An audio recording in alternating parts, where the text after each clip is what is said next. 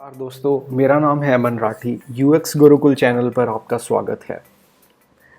आप सीरीज़ देख रहे हैं स्केच इन हिंदी, जिसमें हम स्केच ट्यूटोरियल्स हिंदी में बता रहे हैं।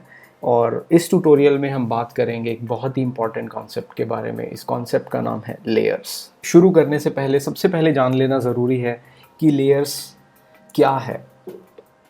स्केच में आप कभी भी कुछ भी कोई भी डिज़ाइन करते हैं तो हर चीज़ एक लेयर है। कोई आप बॉक्स बनाते हैं या फिर कोई सर्कल बनाते हैं या फिर आप कोई इमेज भी आप डालते हैं, हर चीज़ एक लेयर है। तो फॉर एग्ज़ाम्पल मैं आपको फटाफट जैसे एक जल्दी से एक आर्टबोर्ड बनाता हूँ और मैं यहाँ से कुछ शेप्स पिक करता हूँ, जैसे कि रेक्टेंगल, ओवल, कुछ भी। और मैं यहाँ पे मैंने एक रेक्टेंगल बनाया, ये एक लेयर है।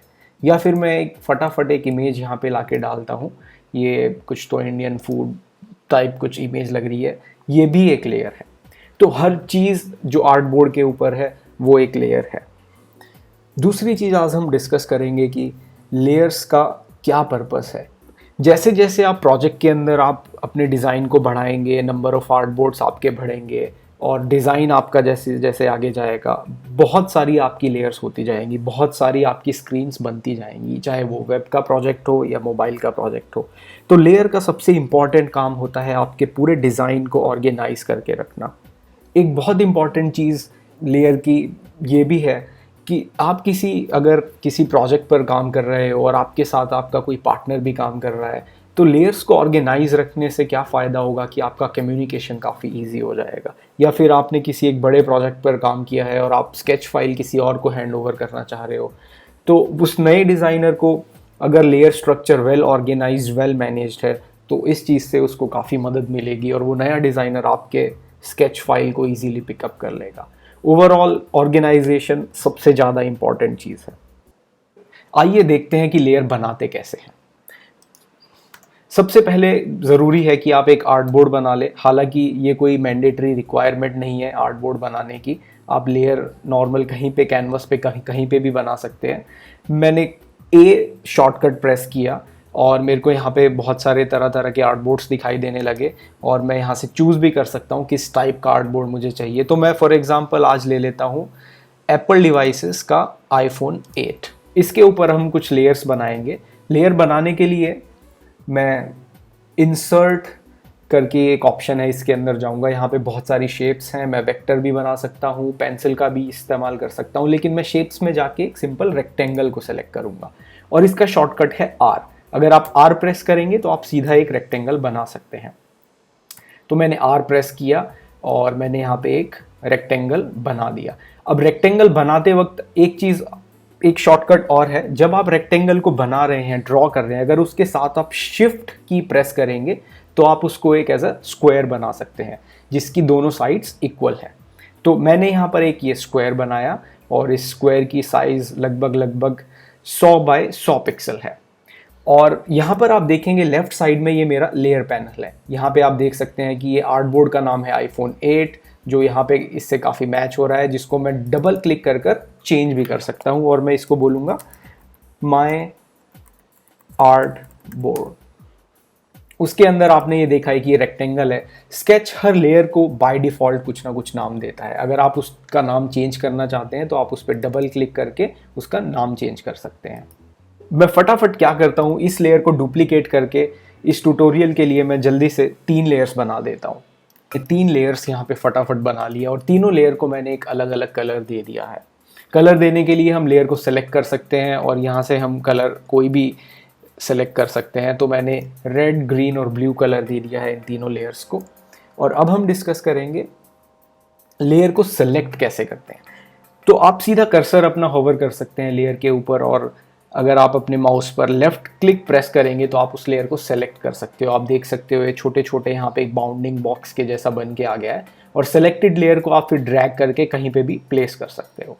अगर आपको मल्टीपल लेयर सेलेक्ट करनी है तो आप माउस को आर्टबोर्ड पर क्लिक करो और उसके बाद ड्रैग करके मल्टीपल लेयर्स को सेलेक्ट कर सकते हैं और उनको हम इधर उधर मूव कर सकते हैं।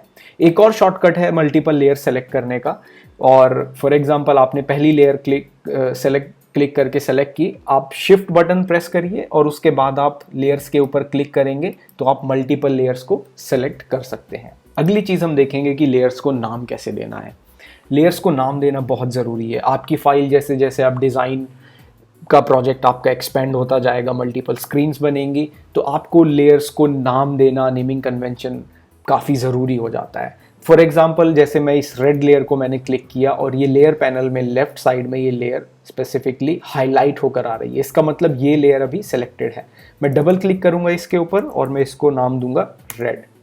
मैं ग्रीन लेयर को सेलेक्ट करूंगा और इसको नाम दूंगा मैं ग्रीन, और फिर से मैं ब्लू लेयर को सेलेक्ट करूंगा और ये यहाँ पे हाईलाइट हो गई और इसको मैं नाम दूंगा ब्लू।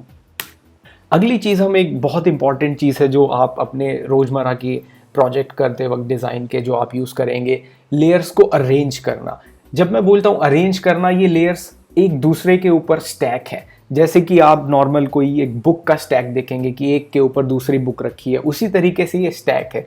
और आपको ये स्टैक अभी इसलिए नहीं दिखाई दे रहा क्योंकि ये ओवरलैप्ड नहीं है। अगर मैं ब्लू को थोड़ा सा ग्रीन के ऊपर लेके आऊँगा तो आप देखोगे कि ब्लू लेयर ग्रीन के ऊपर है, यहाँ पर भी ग्रीन के ऊपर ब्लू है और रेड सबसे नीचे है। तो अगर हमें इस स्टैक को चेंज करना है, अगर मुझे चाहिए कि ब्लू सबसे पीछे चली जाए, ग्रीन के भी पीछे चली जाए, रेड के भी पीछे चले जाए, तो यहाँ पर एक छोटा सा आप देखेंगे हमारे टूल बार में फॉरवर्ड और बैकवर्ड बटन है। अगर मैं ब्लू लेयर को सेलेक्ट करूंगा और बैकवर्ड बटन को प्रेस करूंगा यहाँ पे, तो आप देखोगे कि एक स्टेप पीछे चली गई ब्लू लेयर। और मैं एक बार फिर से अगर ये बटन प्रेस करूंगा तो ब्लू लेयर अभी सबसे नीचे आ गई। मैं ब्लू लेयर को एक बार फिर से सबसे ऊपर लेके आता हूँ और उसके लिए मैं सीधा उसको यहाँ से लेयर पैनल में सेलेक्ट करके ड्रैग और ड्रॉप कर सकता हूँ। तो ये भी एक अच्छा शॉर्टकट है लेयर्स को अरेंज करने का। और एक अच्छा, सबसे अच्छा शॉर्टकट क्या है, अगर आपको ब्लू लेयर को सबसे नीचे लेके जाना है तो आप अपनी ऑल्ट की प्रेस कीजिए और उसके बाद टू बैक बटन इसको क्लिक करेंगे तो ब्लू लेयर आपकी सबसे पीछे चली जाएगी। तो इससे फ़ायदा क्या हो जाएगा कि आप एक एक स्टेप करके ब्लू लेयर को पीछे लेके जाएंगे, इससे अच्छा आप एक ही बारी में उसको सबसे पीछे भेज सकते हैं। अब हम बात करेंगे ग्रुपिंग के बारे में। अभी आप देख रहे हैं कि यहाँ पर अगर मेरे को इस तीनों लेयर को मेरे को कहीं नीचे लेके जाना है, दूसरी जगह पे प्लेस करना है आर्टबोर्ड पे, फॉर एग्जांपल मैं इनको स्क्रीन में सबसे नीचे प्लेस करना चाह रहा हूँ, या फिर मैं इनको सेलेक्ट करके सबसे ऊपर लेना, बीच में लेके जाना चाह रहा हूँ, तो मेरे को बार बार सारी लेयर सेलेक्ट करनी पड़ रही हैं, जो थोड़ा सा, जब मैं कोई एक बड़े प्रोजेक्ट पे काम करता हूँ तो ये थोड़ा सा चैलेंजिंग और टाइम कंज्यूमिंग होता है। तो इस चीज़ से बचने के लिए हम इन लेयर्स को एक ग्रुप के अंदर डाल सकते हैं। और ग्रुप के अंदर डालने के लिए मैं इन सभी लेयर्स को सेलेक्ट करूँगा, मैं सेलेक्टेड एरिया पे राइट क्लिक करूँगा और यहाँ पर आप एक ऑप्शन देखेंगे ग्रुप सिलेक्शन। ग्रुप सिलेक्शन करने के बाद स्केच बाय डिफॉल्ट ग्रुप नाम देता है और इसका एक शॉर्टकट भी है। आप सारे लेयर्स को सेलेक्ट करके Command+G प्रेस करेंगे तो उससे आपका सारी लेयर्स ग्रुप हो जाएंगी। और जिस तरीके से मैं लेयर्स को नाम देता हूँ उसी तरीके से मैं इस ग्रुप को भी नाम दे सकता हूँ। फॉर एग्जांपल इस ग्रुप को मैं नाम दूंगा कलर्स। तो अभी क्या होगा, अगर मेरे को इस ग्रुप ऑफ लेयर्स को कहीं पे भी लेके जाना है, मेरे को सब चीज़ों को एक साथ सेलेक्ट नहीं करना, अभी ये एक लेयर की तरह काम करेगा और मैं इसको सेलेक्ट करके कहीं पे भी लेके जा सकता हूँ। तो इससे मेरा overall organisation of the design काफ़ी ईजी हो जाता है।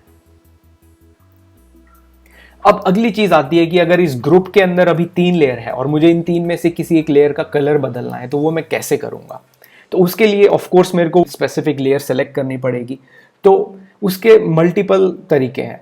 पहला तरीका क्या है कि आप ग्रुप में जाएं, ग्रुप को एक्सपेंड करें और यहाँ से आप लेयर को सेलेक्ट कर सकते हैं, ब्लू, ग्रीन, रेड, जो भी आपने नाम दिया है, और आप उसको यहाँ से उसका कलर चेंज कर सकते हैं।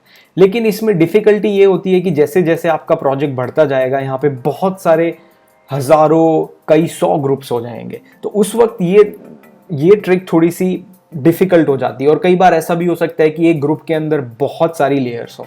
तो सबसे ईजी तरीका क्या है, या तो आप उस लेयर के ऊपर जाएं और वहाँ पे डबल क्लिक करेंगे तो आप उस लेयर को ग्रुप के अंदर ईजिली सेलेक्ट कर सकते हैं। और इसका एक दूसरा शॉर्टकट है कि आप अपने कीबोर्ड पे कमांड की प्रेस करें और जिस भी लेयर के आप ऊपर होवर करेंगे आप उसको डायरेक्टली सेलेक्ट कर सकते हैं, भले ही वो ग्रुप के अंदर भी हो। और फिर उसके बाद आप उस पर कोई भी ऑपरेशन परफॉर्म कर सकते हैं, जैसे कि उसका कलर चेंज करना या उसका साइज बढ़ाना या उसके राउंडेड कॉर्नर्स देना, कुछ भी आप कर सकते हैं।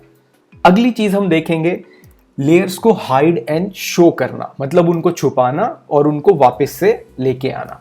तो इसका सबसे बड़ा फ़ायदा क्या है कि फॉर एग्जांपल आप अपने डिज़ाइन में कुछ कर रहे हो और आपने रियलाइज़ किया कि ये ग्रीन बॉक्स की आपको ज़रूरत नहीं है, तो सबसे सिंपल तरीका क्या है कि मैं इस ग्रुप पे डबल क्लिक करूँगा और इस ग्रीन लेयर को मैं सेलेक्ट करूँगा और डिलीट प्रेस करूँगा और ये लेयर डिलीट हो जाएगी और फिर मैं अपना डिज़ाइन में आगे अपना काम करूँगा। लेकिन 10-15 मिनट बाद मेरे को रियलाइज़ हुआ कि मुझे उस ग्रीन लेयर की ज़रूरत थी, लेकिन अब मुझे वो फिर से दोबारा से बनानी पड़ेगी। मैं इस ग्रुप के अंदर जाऊंगा, वो लेयर बनाऊंगा, इस साइज़ का स्पेसिंग सही करूंगा, उसको कलर दूंगा, जो बहुत ही टाइम कंज्यूमिंग प्रोसेस होगा। तो मैं Ctrl+Z करके उस लेयर को वापस लाता हूँ। और सबसे इजी तरीका है, अगर आपको ये लेयर नहीं चाहिए टेम्परेरी पर्पस के लिए, तो आप इस लेयर पैनल में जाएंगे और उस स्पेसिफिक लेयर को, जो आपने लेयर अभी सेलेक्ट की है, यहाँ पे आप देखेंगे कि एक छोटा सा आई का, एक आंख का आइकन बन के आया है। अगर मैं इस आई के आइकन के ऊपर क्लिक करूंगा तो इसका मतलब मैंने ये लेयर हाइड कर दी और आप यहाँ पे देख सकते हैं कि ये लेयर यहाँ पे हाइड होगी। अगर मैं इसके ऊपर दोबारा से क्लिक करूंगा तो ये लेयर दोबारा से शो हो जाएगी। और सेम टू सेम जैसे मैं लेयर्स को शो हाइड कर रहा हूँ, उसी तरीके से मैं ग्रुप को भी हाइड या शो कर सकता हूँ। तो इससे फायदा क्या होगा कि मैंने उसको डिलीट नहीं किया और वो यहाँ से गायब भी हो गया, और लेकिन मेरे को फ्यूचर में उसकी ज़रूरत पड़ी तो मैं फिर से उसको शो करके वापस लेके आ सकता हूँ। अगली चीज़ हम जिसके बारे में बात करेंगे, लॉकिंग लेयर्स। तो लॉकिंग लेयर का सबसे ज़्यादा फायदा क्या है, जब आपके आर्टबोर्ड पे बहुत सारी लेयर्स हो जाती हैं, बहुत सारी शेप्स हो जाती है, कुछ लेयर्स को आप लॉक करना चाहेंगे। लॉक करने का मतलब है कि अगर आप उस लेयर को लॉक कर देंगे तो आप उसको सेलेक्ट नहीं कर पाओगे, उसको मूव नहीं कर पाओगे। फॉर एग्जाम्पल मैंने यहाँ पे एक पीछे मैंने सोचा कि मैं शायद यहाँ पे एक अच्छा सा बैकग्राउंड दे सकता हूँ मैं अपने आर्टबोर्ड को, और इसको सबसे पीछे ले जाने के लिए मैं ऑल्ट और टू बैक प्रेस करूँगा और मैं इसको तो हल्का सा लाइट ब्लू कलर भी दे सकता हूँ यहाँ से, कुछ इस तरीके से। लेकिन अभी क्या होगा कि मान लो मेरे को ये 3 बॉक्सेस, जो ये यहाँ पे 3 लेयर्स मैंने बनाई थी, अगर मेरे को इनको ऑर्गेनाइज करना है, मैं इनको किसी तरीके से सेलेक्ट कर रहा हूँ, तो कई बार क्या होगा, एक्सीडेंटली जब मैं मूव करूँगा तो पीछे वाली लेयर भी मैं सेलेक्ट कर रहा हूँ यहाँ पे, जो मैं एक्चुअल में नहीं करना चाह रहा था, क्योंकि इसको मैंने एज ए बैकग्राउंड लेयर बनाया था और मैं इसको ज़्यादा इसके साथ छेड़छाड़ नहीं करना चाहता। तो सबसे सिंपल तरीका क्या है, आप उस लेयर के ऊपर क्लिक करें और फिर उसके बाद आप राइट क्लिक करें, और राइट क्लिक करने के बाद इस पैनल के अंदर आप देखेंगे लॉक लेयर का एक यहाँ पे ऑप्शन है। अगर आप इसको लॉक लेयर करेंगे तो ये लेयर यहाँ पे लॉक हो जाएगी। और आप यहाँ पे भी देख सकते हैं कि इस रेक्टेंगल को यहाँ पे इसके ऊपर एक लॉक बन के आ गया। मैं इसको क्विकली बैकग्राउंड नाम दे देता हूँ, BG। और अगर मान लो अभी मुझे इसको फिर से दोबारा से चेंज करना है, इसका कलर चेंज करना है, मैं इसको सेलेक्ट करके इसके ऊपर बहुत सारे ऑपरेशंस परफॉर्म कर सकता हूँ मैं, लेकिन मैं इसको मूव नहीं कर सकता कहीं पे भी, ना मैं इसको सेलेक्ट कर सकता हूँ। अगर इस बैकग्राउंड लेयर को या फिर किसी भी लॉक लेयर को मुझे सेलेक्ट करना है या मूव करना है तो मुझे फिर से उसको अनलॉक करना पड़ेगा और उसके बाद में उसको फिर से इधर उधर मूव कर सकता हूँ। और अब हम बात करेंगे डुप्लीकेटिंग लेयर्स। तो डुप्लीकेटिंग लेयर्स बहुत ही ज़्यादा इंपॉर्टेंट है और ये एक ऐसी चीज़ है जो आप हर प्रोजेक्ट के अंदर यूज़ करेंगे, भले ही आप कोई छोटे से छोटी एप्लीकेशन डिज़ाइन कर रहे हैं या फिर आप कोई बड़ा प्रोजेक्ट कर रहे हैं। डुप्लीकेटिंग बहुत ही ज़रूरी है और मैं आपको कुछ तरीके बताऊंगा डुप्लीकेट करने के, जिनसे आप डुप्लीकेट कर सकते हैं।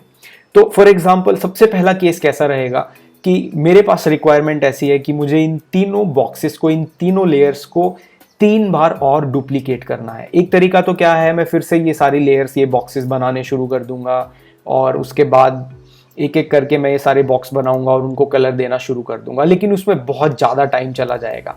अगर मुझे ये लेयर एज इट इज़ या फिर ये ग्रुप मेरे को एज इट इज़ डुप्लीकेट करना है तो सबसे आसान तरीका है कि मैं इसको सेलेक्ट करूंगा और मैं कमांड D प्रेस करूंगा तो सेम टू सेम ग्रुप इसके ऊपर ही पेस्ट हो जाएगा। और उसके बाद अगर आप सेलेक्ट करके उसको ड्रैग करेंगे तो देखेंगे कि एक ग्रुप ऑलरेडी बन चुका था।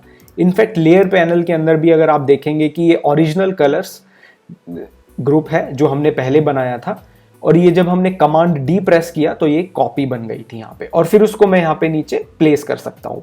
अब मैं इस ग्रुप को फिर से सेलेक्ट करता हूँ और मैं फिर से एक बार कमांड D प्रेस करूँगा तो आप देखोगे ये ग्रुप फिर से यहाँ पे आ गया और मैं उसको नीचे ले जाके फिर से प्लेस कर दूंगा। तो ये एक तरीका है लेयर्स को डुप्लीकेट करने का।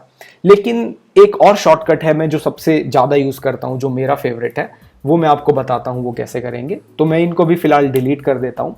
आप इस लेयर को सेलेक्ट करें और अपने कीबोर्ड पे ऑप्शन या ऑल्ट की प्रेस करें और इस ग्रुप को ड्रैग करें। तो जब आप ऑप्शन और ऑल्ट की प्रेस हुए साथ इस ग्रुप को ड्रैग कर रहे हैं तो आप देखोगे एक्चुअल में आप उस ग्रुप को कॉपी कर रहे हैं। तो ये भी एक डुप्लीकेट लेयर करने का एक बहुत अच्छा तरीका है। मैं फिर से एक बार ऑल्ट एंड ऑप्शन की प्रेस करूंगा और माउस से इसको ड्रैग करूंगा। और जब मैं ड्रैग कर रहा हूं, एक चीज़ ध्यान में रखिए, ऑल्ट और ऑप्शन की को आपको छोड़ना नहीं है। अगर आपने ड्रैग करते हुए ऑल्ट और ऑप्शन की जो प्रेस की हुई है अगर आप उसको रिलीज कर देंगे तो आपकी बेसिकली वो कॉपी जो लेयर आप कर रहे थे वो चली जाएगी। तो इसलिए मेक श्योर आप ऑल्ट एंड ऑप्शन की प्रेस्ड रखें। तो पहले आप माउस को रिलीज करेंगे और उसके बाद ऑल्ट एंड ऑप्शन को रिलीज करेंगे। तो ये भी एक कॉपी करने का बहुत अच्छा तरीका है।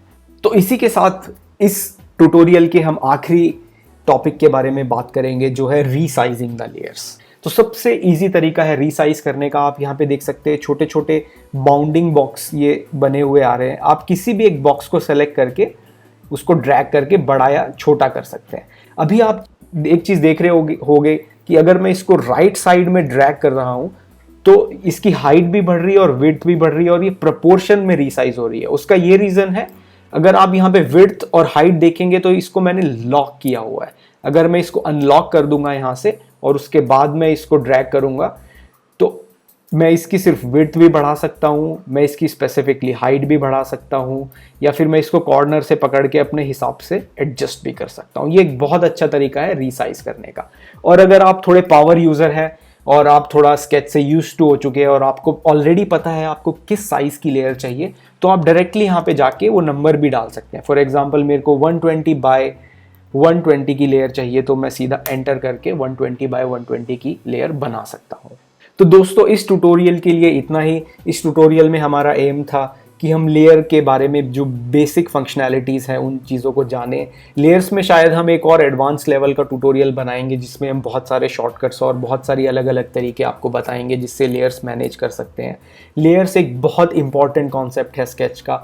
मैं चाहूँगा कि आप इस वीडियो को देखें और इसको समझे और चाहिए तो आप इसको 2-3 बार देखें जिससे आपको ये सारे कॉन्सेप्ट समझ में आ जाए। कोई चीज़ आपको अगर कोई इशू है या कोई आपको फंक्शनैलिटी ऐसी है जो समझ में नहीं आ रही तो आप कमेंट्स में क्वेश्चन करके आप पूछ सकते हैं और हम लोग आपको वहाँ पे आंसर करेंगे। Thank you and we will see you letter.